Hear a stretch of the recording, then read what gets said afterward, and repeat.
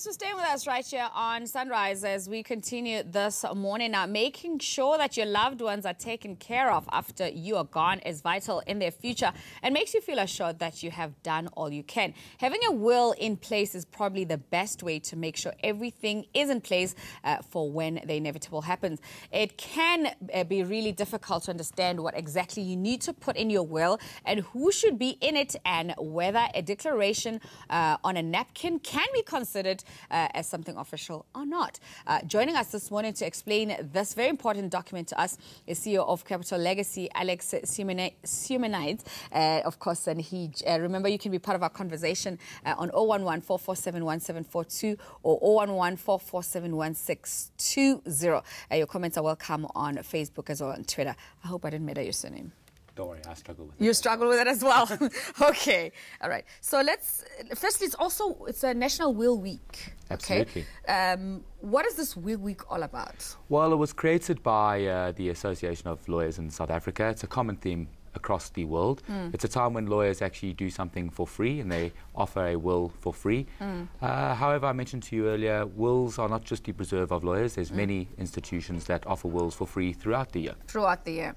Okay, so now let's get into why do I need to have a will and how important is this document? Well, it comes down to the simple situation of you are no longer here, so you cannot talk for yourself. Your will does that job for you. People will guess what you wanted to happen, but the will cut out all the noise and make sure what you want happens when you pass away. Okay, so now, the minute you start thinking about, okay, I'm not here, and in wills, people think it's about assets. But is it really just about like tangible, movable things? What other things can go into? Well, we've had some very interesting requests on our wills. People want to take care of their pets. Maybe someone has horses. Maybe people want their children to be brought up in a certain way. But primarily, Penny, it's all about the assets and where they should go. Okay.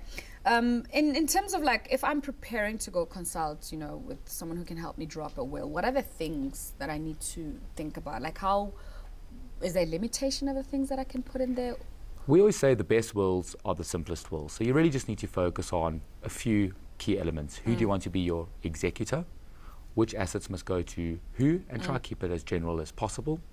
If you have children, you must create a trust for them. And really, you'll be fine thereafter.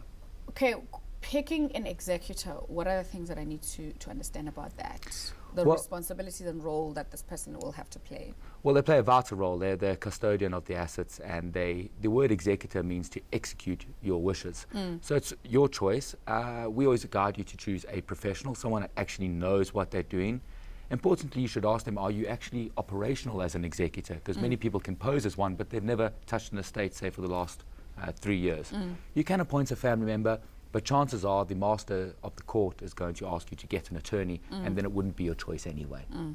Okay, so we're also taking your calls on 011-447-1742 or 011-447-1620. You might have heard an experience with a will that you had to deal with or trying to set up one. Whatever questions you have this morning, they are welcome. So now, what are some of the things that people ask when they come to meet with someone like yourself and they need help with setting up a will? I think the biggest concern for everyone is not necessarily the assets, it's the guardian nomination of their children, and that seems to play on everyone's minds the most. In your will, it is simply just a wish, and you cannot cut out the biological parent if you don't want that parent to specifically look after your children. That's probably number one. The other one is people are trying to get around their debt, and they think their will can do that, but unfortunately your debt still What do you mean try to get around their debt? They think that if they leave something to someone, then the debt disappears. But unfortunately that's not the case, and we have to spend a lot of time explaining that. So are South Africans, you know, forthcoming in wanting to set up wills, or is it just one of those things that people... Up until about maybe 7 or 8 years ago, no. But we've really seen an increase in people, even young people, wanting to do wills. Things like National Wills Week have raised the awareness. There's a lot more conversation and dialogue that's going on. I think our younger generation are more educated, so things are improving. The stats are still something ridiculous, like 6% of people have wills in our country. And what sort of problems does it cause after people have passed on, if there is no will? Well, really, everything comes down to what we call interstate succession. So not to be technical, it's a preset of rules that are enshrined in our legislation, and you cannot change them. Your assets must follow a certain path across your family tree, and chances are it's not what you wanted. The other problem is if you have young children, any cash that you have is not going to go to them, it's going to go to the government's guardian fund. It's not a bad place, but it's not very easy to get the money. The government's what? Guardian fund. Guardian fund. Yes. Okay, I've never heard of that. What happens there? Well, basically, any cash that we have in the estate, if there's been no will, no trust has been created, it gets deposited in this guardian fund. It's a it's a government-run fund. You don't get bad interest, but as with anything, it's rather bureaucratic to get your money. And chances are you're going to pull your hair out and not use it.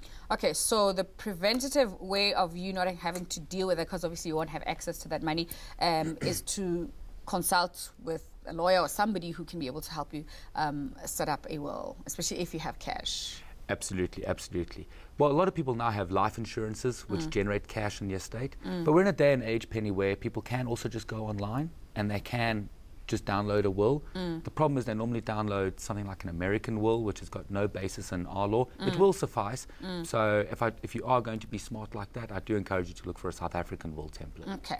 So now during this Wills Week, we're obviously encouraging South Africans to learn as much as possible about getting a will, getting one drafted, etc.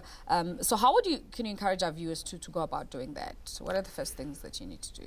Look, for anyone with will, you're associating it with the ugly thought of one's passing, one's death. My simple message to anyone who doesn't have a will is, I think personally you're being selfish, because it's not about you, it's about those you're leaving behind. And by putting a will in place, you're putting down your voice so that people can